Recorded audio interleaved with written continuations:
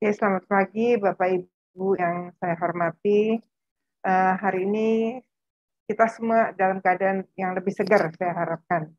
Setelah kita istirahat tadi malam ya, Eh, saya langsung untuk diskusi sharing pada Bapak Ibu sekalian mengenai KPS atau kualifikasi dan pendidikan staf.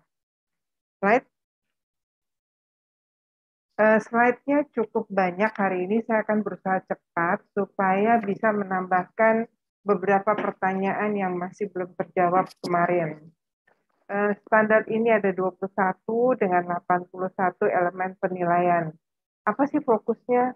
Fokusnya kita ingin perencanaan dan pengelolaan staf itu dimulai dari awal. Kemudian bagaimana staf itu mendapatkan pendidikan eh, dan pelatihan yang sesuai dengan kebutuhan dari rumah sakit tersebut dan kebutuhan perkembangan ilmu dan juga kebutuhan pasien. Terus bagaimana kita juga harus menjamin kesehatan dan keselamatan kerja staf, tenaga medis, tenaga keperawatan, dan tenaga kesehatan lain.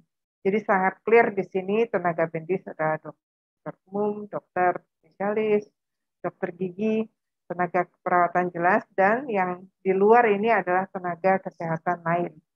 Right? Di KPS 1 sampai dengan KPS 7 kita akan mendiskusikan tentang perencanaan dan pengelolaan staf. Jadi Bapak Ibu kalau untuk persiapan akreditasi di rumah sakit masing-masing, lembar ini yang perlu diperhatikan dan fokus pada lembar ini sehingga yang lain-lainnya mudah untuk disiapkan. Kita akan uraikan satu-satu. Next slide. Oke, KPS 1 Kepala Unit merencanakan dan menetapkan pendidikan, persyaratan pendidikan, bagaimana kompetensi dan pengalaman tiap staf di unitnya untuk bisa memberikan asuhan sesuai dengan kebutuhan pasien. Tentunya ini juga harus sesuai dengan misi rumah sakit, kemudian populasi pasien yang dilayani dan kompleksitas serta kebutuhan pasien. Jadi misalnya seorang dokter bedah ahli bedah jantung mungkin tidak akan diperlukan di rumah sakit daerah terpencil yang nggak punya alatnya. Dan kasusnya juga relatif sangat jarang. Nah, ini harus merupakan satu faktor yang harus diperhatikan. Kemudian bagaimana layanan diagnostik dan yang lainnya tuh yang tersedia di rumah sakit apakah memadai. Kemudian jumlah pasien rawat jalan, rawat inap, dan peralatan medis yang digunakan untuk pelayanan pasien tersebut. Contoh tadi, kalau memang kita mau menjalankan unit bedah jantung, tentunya untuk diagnostiknya, untuk peralatan bedahnya, untuk stafnya itu perlu mendapatkan perhatian. Slide.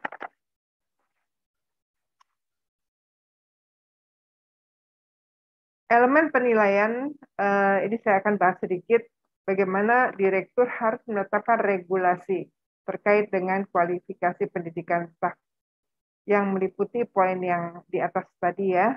Kemudian bagaimana kepala unit merencanakan dan menetapkan persyaratan pendidikan kompetensi dan pengalaman staf di unit sesuai dengan peraturan perundang-undangan. Poin ini yang perlu sekali kita perhatikan, yang lain-lainnya saya rasa sangat normatif. Slide. KPS 2, tanggung jawab tiap staf dituangkan dalam uraian tugas. Ini adalah poinnya, jadi harus tiap orang itu punya job description. Job description perawat misalnya yang bertugas di satu ruangan tidak berarti job description sama, karena setiap individu itu harus punya job description yang sesuai dengan kualifikasi pendidikan, pelatihan, dan lain-lain. Uraian tugas itu dibutuhkan untuk tenaga kesehatan jika tenaga kesehatan tersebut ditugaskan di bidang manajerial, misalnya jadi seorang dokter tapi merangkap sebagai kepala bidang pelayanan medis, keperawat yang sebagai kepala bidang keperawatan. Itu harus ada job description yang khusus. Kemudian tenaga kesehatan melakukan 2 tugas ini tadi ya, bidang manajerial dan bidang klinis. Ini harus mempunyai surat penugasan klinis dan rincian kewenangan klinis, atau ya saya biasanya kenal dengan istilah clinical privilege. Tenaga kesehatan yang sedang mengikuti pendidikan dan bekerja di bawah supervisi itu juga harus ada privilege-nya, apa yang boleh dan apa yang belum boleh dikerjakan sesuai dengan tingkat pendidikannya. Tenaga kesehatan yang diizinkan untuk memberikan pelayanan sementara, misalnya ada perawat yang membantu dokter spesialis di rawat jalan, dokternya bawa dari rumah sakit lain misalnya, ini juga perlu dibuatkan uraian tugasnya. Right?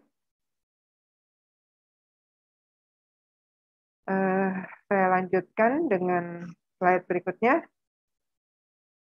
Oke. Rumah sakit menyusun dan menetapkan proses rekrutmen. Evaluasi setiap berapa lama, kemudian pengangkatan staf itu kapan. Misalnya setelah seorang bekerja dievaluasi setelah 3 bulan. Kemudian kapan pengangkatannya, apakah setelah 1 tahun atau setelah 3 bulan itu diangkat sebagai staf. Prosedur-prosedur ini harus ada di setiap rumah sakit. Jadi rumah sakit tugasnya adalah menetapkan proses yang terpusat. Jadi yang betul-betul efisien, terkoordinir agar terlaksana prosesnya yang seragam. Jadi jangan masing-masing unit punya aturan masing-masing, tetapi betul-betul harus diatur dari pusat untuk mengatur keseragaman bagaimana rekrutmen staf, kemudian bagaimana evaluasi kompetensi calon staf, misalnya tadi saya sampaikan setiap 3 bulan. Ada juga yang melakukan evaluasi setelah 6 bulan. Kemudian bagaimana pengangkatan staf baru. Tentunya ini juga semuanya harus diatur dan sesuai dengan peraturan dan perundang-undangan yang berlaku. Elemen penilaiannya very straightforward, jadi semuanya sudah jelas bahwa regulasi terkait proses rekrutmen itu harus ada, evaluasi kompetensi harus ada, dan bagaimana mekanisme pengangkatan staf. Dan proses A sampai C di atas itu harus seragam. Kita lanjutkan ke KPS 4. Rumah sakit menetapkan proses untuk memastikan bahwa kompetensi PPA sesuai dengan persyaratan jabatan dan tanggung jawabnya untuk memenuhi kebutuhan pasien, untuk kebutuhan rumah sakit dan tentunya kebutuhan pasien ya.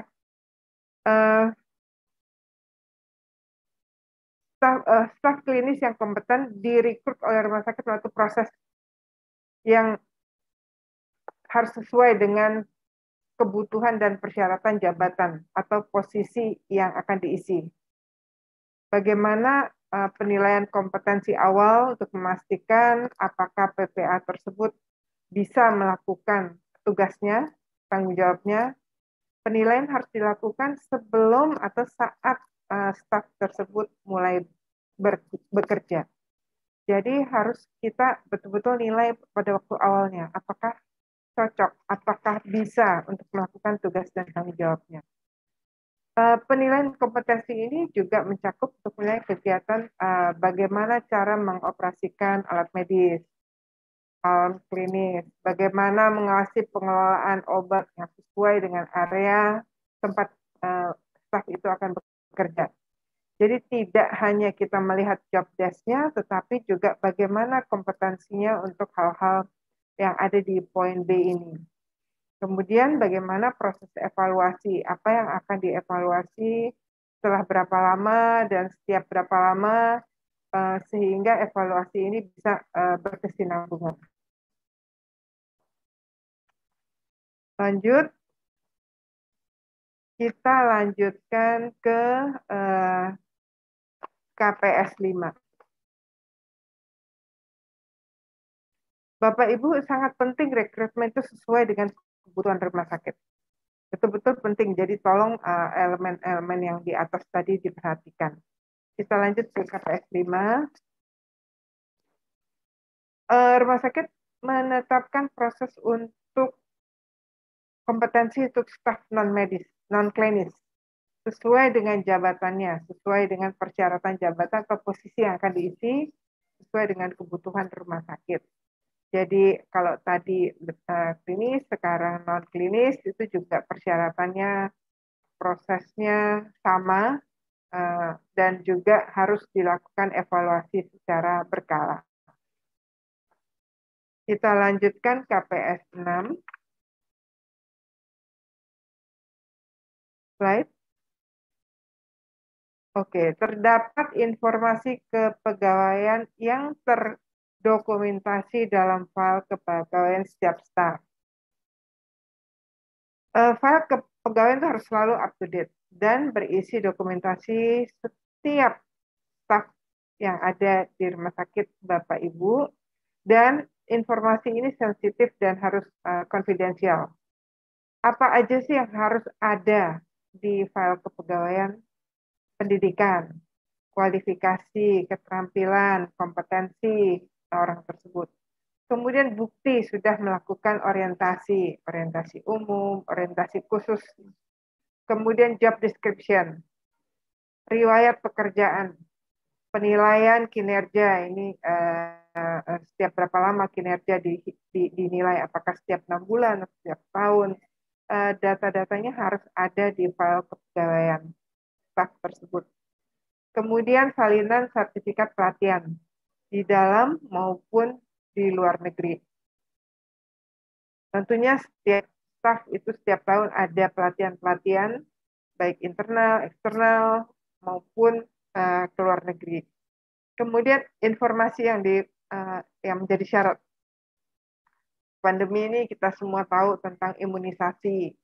Kemudian juga ada imunisasi khusus untuk misalnya staf laboratorium, karena mereka berhubungan dengan darah, bagaimana apakah ada imunisasi untuk hepatitis. Hasil medical check up, apakah mereka dilakukan check up? Apakah setiap tahun, setiap 2 tahun, siapa saja yang berhak untuk mendapatkan check up? Data-datanya ini harus ada di file kepegawaian. Bapak Ibu, dari pengalaman ya, ini kelihatannya mudah ya, dan very clear, harus ada A sampai G. Tapi dalam pelaksanaan ini sangat complicated, karena pendidikan itu bisa berubah terus, kemudian keterampilan juga bisa berubah, kemudian juga penilaian kinerja seringkali sudah dilakukan tapi tidak dimasukkan ke file. Nah, bagaimana caranya? Saya ingin memberikan sedikit tips untuk Bapak Ibu sekalian, karena kalau rumah sakit yang punya karyawan sampai lebih dari 1.000, bahkan 400-500 pun udah susah mengelola file kepegawaian. Bagaimana caranya? Salah satu tips, kalau sekarang sih mungkin gampang dengan file digital ya, tetapi yang masih pakai hard copy adalah bagaimana setiap periode, ada waktu tertentu, setiap karyawan harus ngecek filenya masing-masing, karena file ini adalah confidential. Dan tugas kita rumah sakit mengurutkan dari A sampai G. Bagaimana pendidikan, ada perubahan nggak? Bukti orientasi, apakah ada orientasi tambahan? Job desk, apakah ada perubahan? Kemudian riwayat pekerjaan, apakah ada mutasi, rotasi, dan sebagainya. Bagaimana penilaian kinerjanya, apakah yang lalu sudah masuk, atau yang 2 tahun lalu sudah masuk lengkap. Kalau semua ini poin A sampai G dilakukan secara individu staf tersebut dan ada periode tertentu, tugas dari bagian personalia akan sangat dimudahkan. Jadi ini tips untuk Bapak Ibu, terutama yang rumah sakitnya besar-besar. Oke, kita lanjutkan ke KPS 7. Semua staf diberikan orientasi mengenai rumah sakit dan unit tempat mereka ditugaskan dan tanggung jawab pekerjaannya pada saat pengangkatan staf. Dari kemarin mungkin Bapak Ibu yang sempat ikut kemarin, saya berkali-kali menyampaikan tentang pentingnya orientasi. Seringkali kita menganggap, kayaknya diabaikan, maksudnya nggak terlalu penting-penting amat lah ya. Tetapi Bapak Ibu, orientasi itu sangat penting. Keputusan pengangkatan staf itu melalui tahapan. Pemahaman terhadap rumah sakit secara keseluruhan, balik-balik, belum. Slide sebelumnya, Pak, Ibu. Mohon maaf, slide sebelumnya. Iya, makasih. Tanggung jawab klinis maupun non-klinis. Slide sebelumnya. Iya. Bagaimana staf itu memahami tugas tanggung jawabnya sesuai dengan visi rumah sakit itu dapat dicapai juga melalui program orientasi. Jadi orientasi umum meliputi tentang visi rumah sakit ini pelayanannya apa aja, kemudian berapa lantai, kemudian lab-nya ada di mana, ICU-nya ada di mana, program mutu yang sedang dikerjakan, bagaimana juga tentang program pencegahan dan pengendalian infeksi, kemudian apa Center of Excellence dari rumah sakit tersebut, apa rencana ke depan, bagaimana cakupannya saat ini pasiennya, bagaimana kerjasama dengan rumah sakit sekitar, atau institusi sekitar, itu bisa disampaikan pada waktu orientasi umum. Orientasi khusus itu spesifik mengenai tugas dan tanggung jawab untuk melakukan pekerjaannya. Jadi proses orientasi ini sangat penting. Saya ulang pesan dari beberapa surveyor JCI pada waktu melakukan survei di tempat kami. Lebih baik kekurangan staf daripada ada staf yang bekerja tapi belum dilakukan orientasi. Karena staf yang belum dilakukan orientasi atau belum menjalani orientasi akan bisa menyebabkan error yang macam-macam dan akan mengganggu untuk mutu dan keselamatan pasien. Bapak Ibu, program orientasi ini sangat penting. Jadi betul-betul harus dilakukan dan tidak hanya kepada staf. Kalau rumah sakit Bapak Ibu punya volunteer, punya staf yang paruh waktu atau mahasiswa trainee, karyawan kontrak dan juga vendor. Vendor itu juga penting untuk dilakukan orientasi. Karena misalnya vendor untuk restoran di lobi misalnya, di outsource ke pihak ketiga. Kita melakukan semua proses dengan baik, tapi staf vendor tidak bisa melakukan dengan baik, hasilnya sama aja, bisa membahayakan.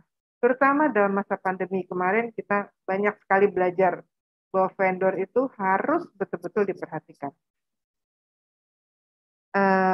Slide berikutnya. Baik, kita lanjut ke slide berikutnya. Oke. Tiap staf di KPS 8 ya, tiap staf diberikan pendidikan dan pelatihan berkelanjutan untuk mendukung atau meningkatkan keterampilan dan pengetahuannya. Jadi harus ada ongoing training.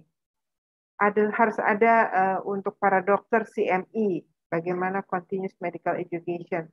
Tapi tidak hanya untuk dokter, juga untuk perawat, untuk allied health, dan untuk seluruh staf itu harus ada pendidikan berkelanjutan.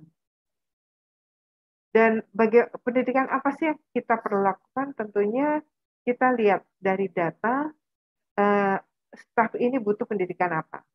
Dari data kita mau mengembangkan pelayanan apa. Sehingga untuk memenuhi standar pelayanan harus dilakukan pendidikan yang lebih lanjut. Jadi bagaimana melakukan menentukan kebutuhan pendidikan lanjutan dari beberapa data hasil pengukuran data dan mutu keselamatan pasien. Misalnya di satu bagian terus terjadi medication error. Nah, apa nih penyebabnya? Apa analisa yang harus kita lakukan? RCE-nya, oh ini harus ada pendidikan lanjutan untuk staf farmasi, staf keperawatan, untuk poin-poin ini. Jadi kita melakukan training lanjutan berdasarkan data dan berdasarkan analisa dari data. Laporan insiden keselamatan pasien, tadi saya sampaikan tentang error dan sebagainya ya. Atau pasien jatuh terus terjadi di ruangan B. Apa yang menyebabkan hal ini terjadi? Kemudian hasil survei budaya keselamatan pasien ini juga sangat penting untuk kalau bisa dilakukan secara rutin untuk survei budaya keselamatan pasien. Karena dengan hasil ini kurang lebih kita tahu gambaran ruangan mana yang sudah mengerti dengan baik, ruangan mana yang perlu pelatihan tambahan, dan bagian-bagian apa yang poin-poin apa ya yang perlu kita perkuat. Kemudian dari hasil pemantauan program manajemen fasilitas dan keselamatan. Ini juga sangat penting ya. Apakah hal-hal yang menyangkut tentang fasilitas itu perlu untuk dilakukan training lanjutan sehingga semua orang paham apa yang harus dilakukan. Kemudian bagaimana juga untuk kalau kita punya alat-alat baru, bagaimana teknologi baru, misalnya pengenalan untuk e-medical record, e-prescription. Tentunya pengetahuan baru ini harus dilakukan pendidikan atau training lanjutan. Kemudian prosedur klinis baru. Misalnya akan ada proses baru untuk bedah laparoskopi atau ESWL atau apapun yang akan dilakukan di rumah sakit Bapak Ibu sekalian. Kemudian juga rencana untuk menyediakan layanan baru di masa yang akan datang. Jadi kalau kita punya perencanaan itu akan sangat baik. Oke, pada Oktober 2022 kami akan melakukan proses operasi bedah jantung terbuka.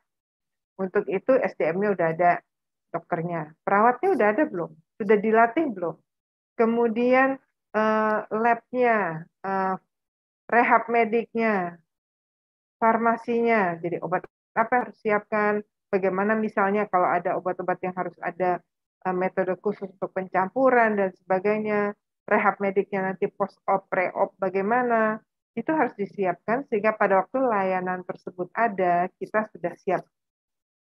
Dan tentunya kita memperhatikan kebutuhan dan usulan dari setiap unit. Next slide. Lanjut. KPS 81, staf yang memberikan asuhan pasien dan staf yang ditentukan rumah sakit dilatih dan dapat mendemonstrasikan teknik resusitasi jantung paru dengan benar. Jadi semua staf yang merawat pasien, termasuk dokter dan staf lain ditentukan oleh rumah sakit, itu semuanya sudah diberikan pelatihan teknik resusitasi dasar. Rumah sakit menentukan pelatihan bantuan hidup dasar atau BHD dan bantuan hidup tingkat lanjut untuk setiap staf sesuai dengan tugas dan perannya masing-masing. Jadi untuk BHD, mungkin aja polisinya adalah untuk seluruh staf yang kemungkinan akan berhadapan dengan pasien. Tetapi untuk bantuan program bantuan hidup tingkat lanjut itu bisa ditentukan. Oke, misalnya staf di ICU, staf di cath lab, staf di kamar operasi. Tentunya semuanya tergantung kebutuhan dan sesuai dengan kebijakan rumah sakit. Kita lanjutkan. KPS 9, rumah sakit menyelenggarakan pelayanan kesehatan dan keselamatan pasien. Dalam melaksanakan program ini, staf harus memahami bagaimana cara pelaporan dan mendapatkan pengobatan. Misalnya, Kalau ketusuk jarum, harus cepat-cepat melapor. Melapornya ke siapa? Di mana? Kapan? Terus juga kalau ada staf yang misalnya di-abuse oleh keluarga pasien dan sampai depresi misalnya. Bagaimana kita bantu untuk menerima konseling? Terus cedera yang lain-lainnya yang kemudian terpapar penyakit menular.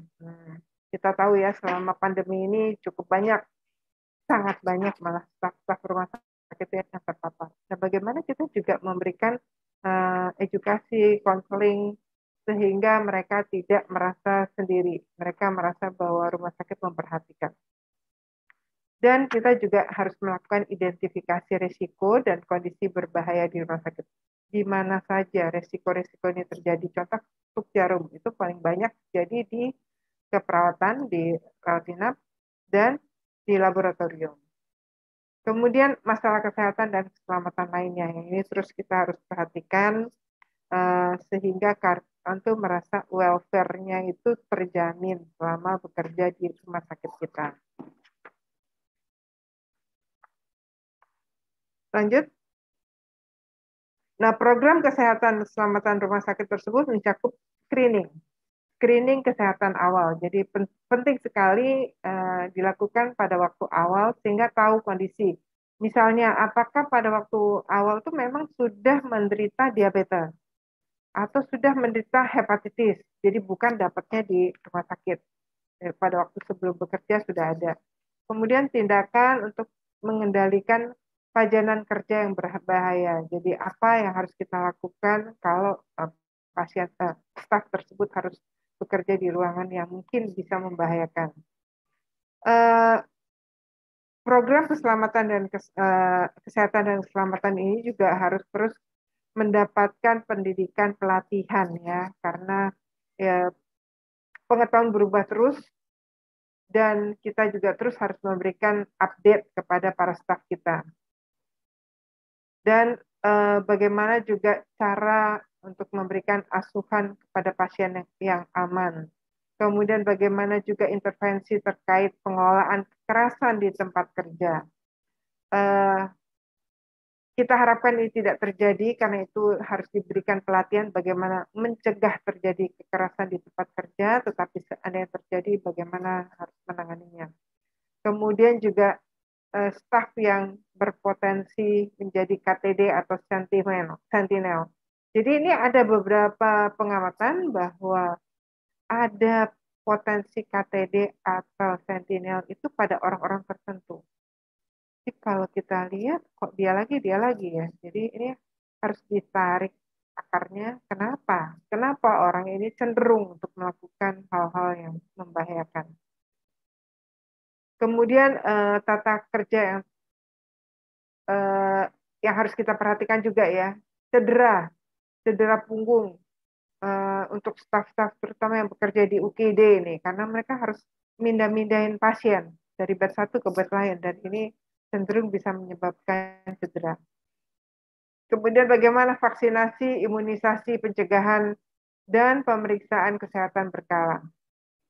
Selama pandemi, ini menjadi hal yang harus dilakukan. Kemudian policy kembali apakah check up itu dilakukan setiap tahun, setiap 2 tahun, dan staf mana aja yang harus dilakukan check up. Kemudian pengelolaan kesehatan mental staf, seperti pada kondisi kedaruratan penyakit infeksi atau pandemi. Kita tahu selama masa pandemi ini banyak staf yang merasa depresi dan banyak hal-hal yang mereka rasakan karena tidak hanya di tempat kerja, tapi di keluarga juga mereka mengalami hal-hal yang tidak nyaman. Baik, kita lanjutkan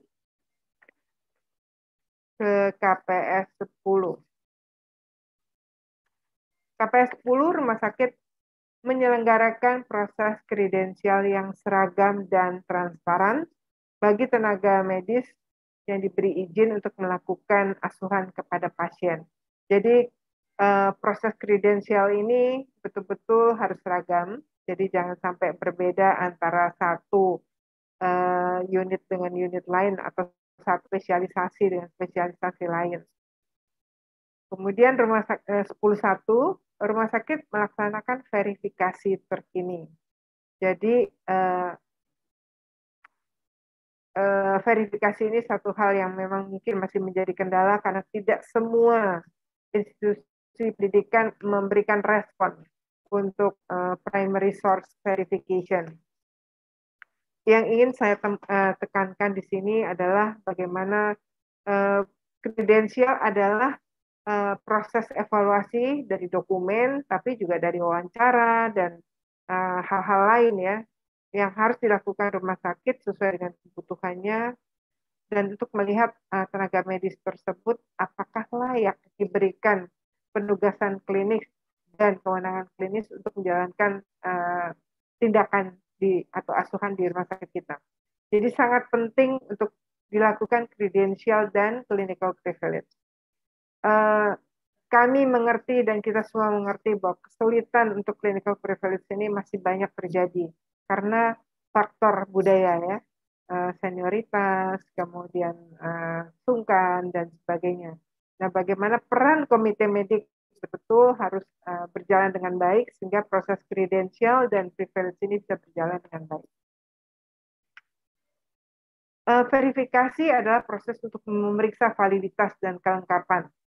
Jadi ini juga menjadi kendala karena seringkali kita kirim atau kita minta datanya, tapi data yang diminta itu terlalu lama atau bahkan tidak direspon sama sekali. Ada cara-cara untuk melakukan verifikasi primary source verification yang tentunya sesuai dengan kebijakan Bapak Ibu di rumah sakit masing-masing. Kemudian rekredensial di sini ditetapkan minimal setiap 3 tahun. Oke, next slide.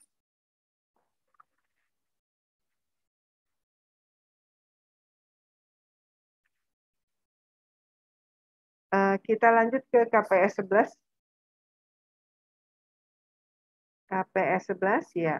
Rumah sakit menetapkan proses yang seragam, objektif, dan berdasarkan bukti, evidence based, untuk memberikan wewenang kepada tenaga medis. Jadi proses untuk memberikan clinical privilege itu adalah kepada seorang staf tuh harus betul-betul objektif berdasarkan informasi, berdasarkan dokumentasi, dan berdasarkan kepercayaan. Karena kita percaya apa yang disampaikan oleh kandidat atau calon staf tersebut. Tidak mudah untuk memberikan wewenang klinis kalau kepada peserta didik, ini juga harus diberikan, itu lebih mudah, tetapi kepada teman sejawat ini biasanya merupakan satu challenge tersendiri. Program pendidikan spesialis menentukan dan ada daftarnya tentang kompetensi di area diagnosis dan tindakan profesi dari KKI. Jadi setelah lulus kita juga benchmark kita adalah dari KKI, tetapi juga ada standar-standar baru atau kompetensi baru yang mungkin diikuti oleh dokter tersebut atau calon tersebut, sehingga kita harus melakukan validasi dan cek referensi. Yang penting prosesnya seragam. Poin di sini adalah seorang dokter dengan spesialisasi yang sama mungkin memiliki privilege yang berbeda. Karena pendidikan berbeda atau pelatihan tambahan yang berbeda atau pengalaman dan hasil selama bekerja itu juga berbeda, dan jangan lupa kemampuan motorik ya. Tentunya semakin senior mungkin kemampuan motorik semakin berkurang, jadi perlu diperhatikan juga pada waktu memberikan privilege.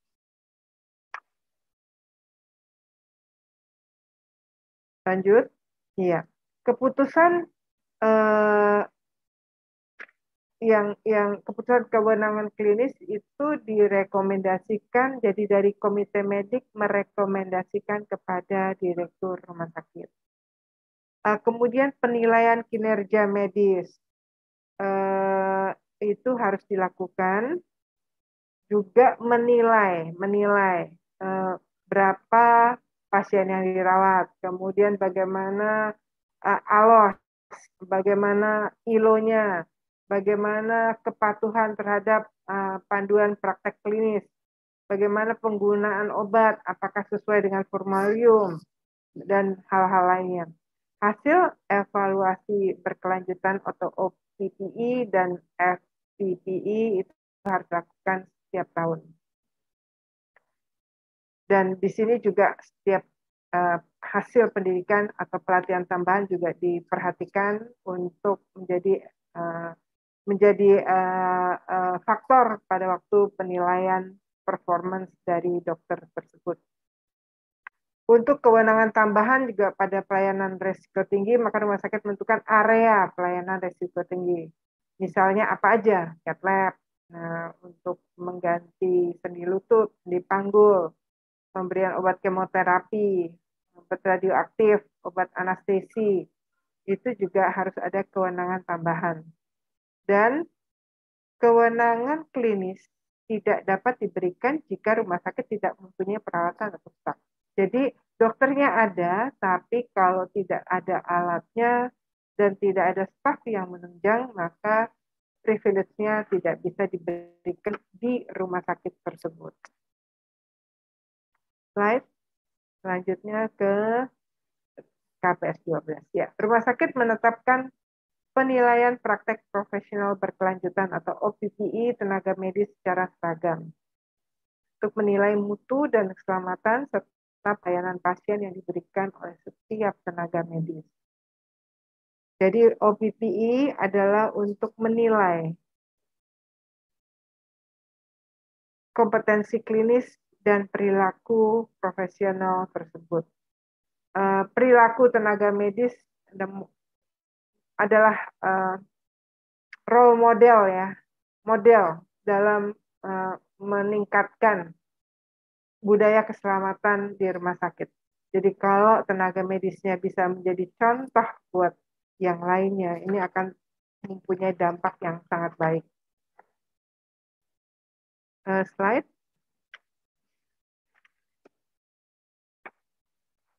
Kita lanjutkan dengan KPS 13.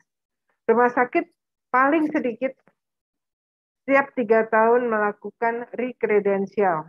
Jadi rekredensial dilakukan setiap 3 tahun berdasarkan hasil OPPE. Ini adalah poin di KPS 13. Mungkin karena waktu saya percepat ke KPS 14. Slide ke KPS 14. Mohon maaf, slide. Slide KPS 14. Oke, mungkin ya masalah jaringan, minta maaf. Rumah sakit punya proses yang efektif untuk melakukan kredensial tenaga perawat.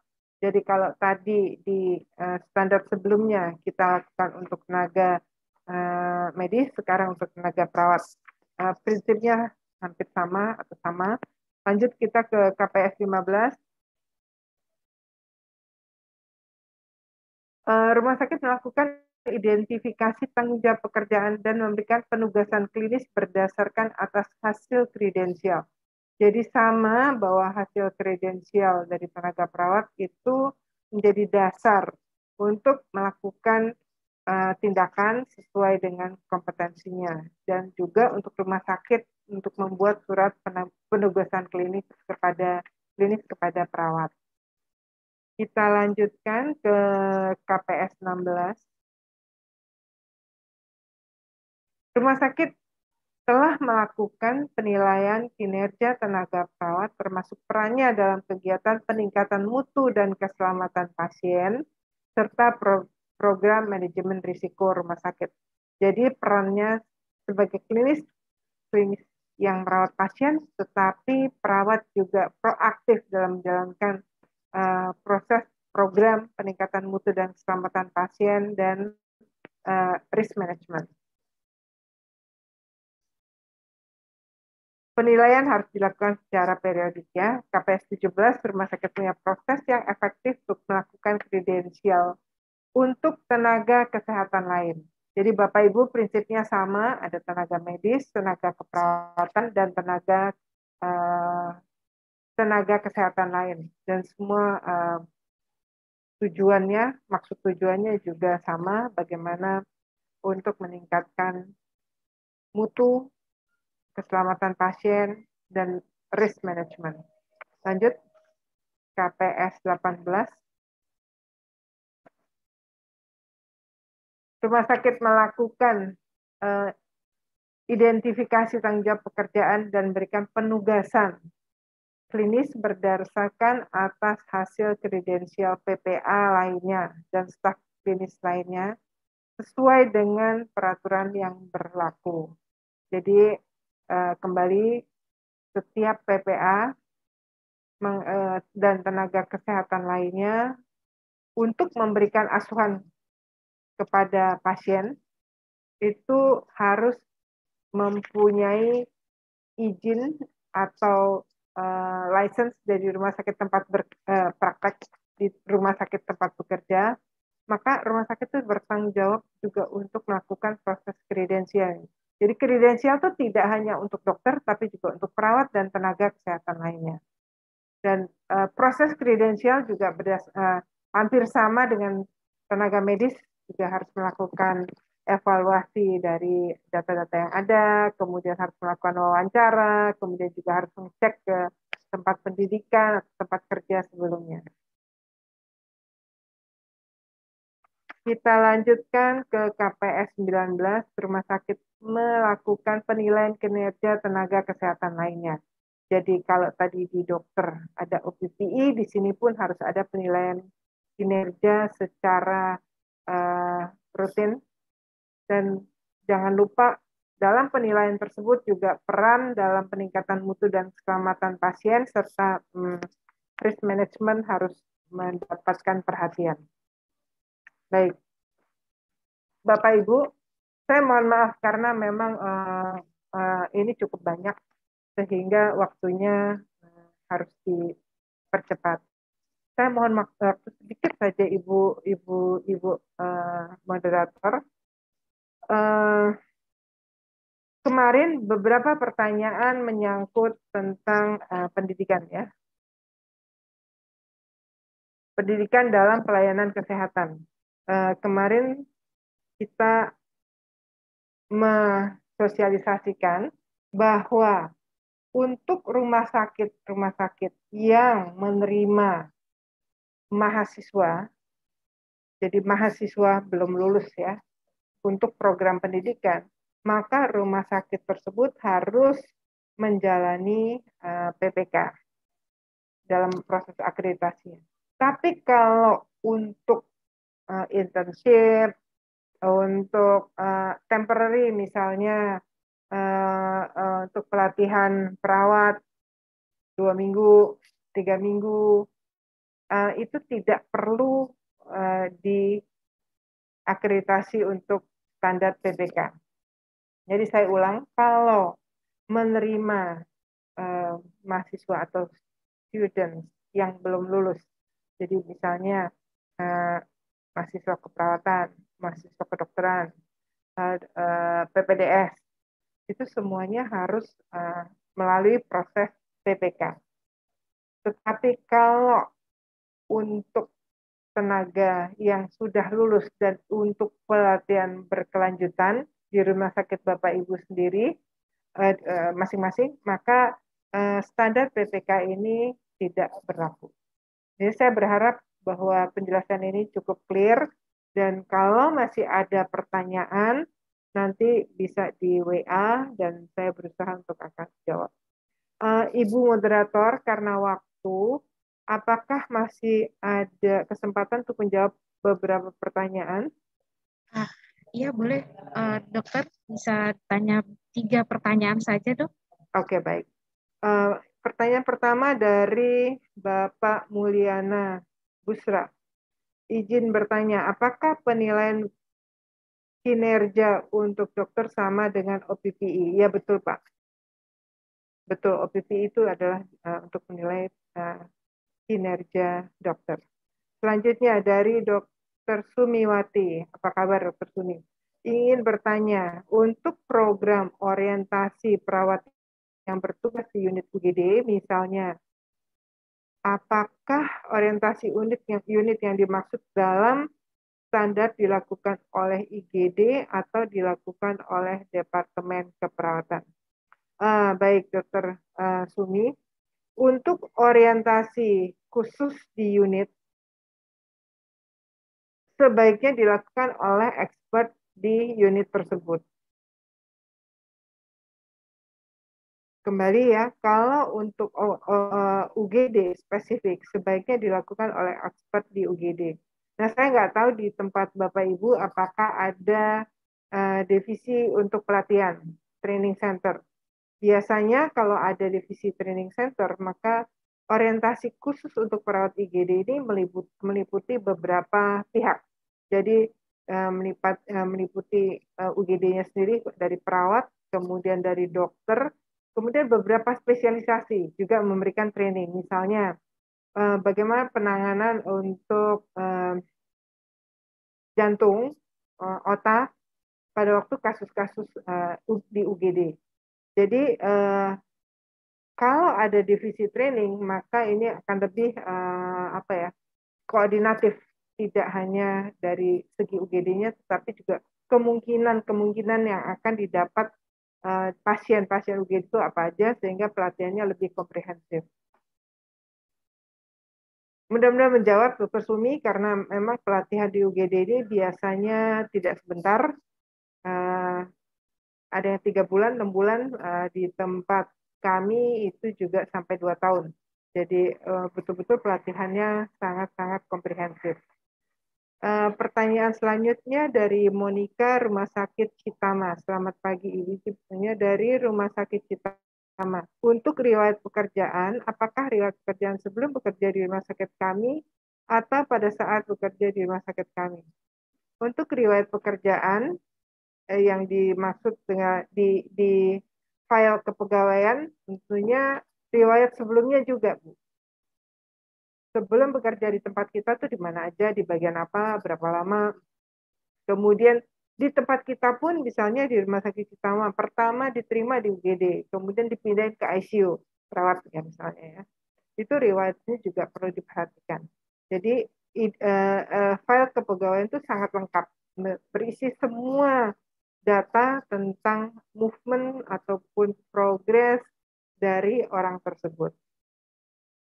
Baik, sudah 3 pertanyaan, masih sangat banyak pertanyaan. Saya berusaha nanti akan jawab melalui WA dan akan saya kirimkan ke panitia. Terima kasih Bapak Ibu untuk perhatiannya. Pagi-pagi ini sudah join acara ini, dan saya juga minta maaf kalau ada kekurangan, dan terima kasih banyak kepada panitia, juga kepada Dr. Aryati. Terima kasih, saya kembalikan kepada Ibu Moderator.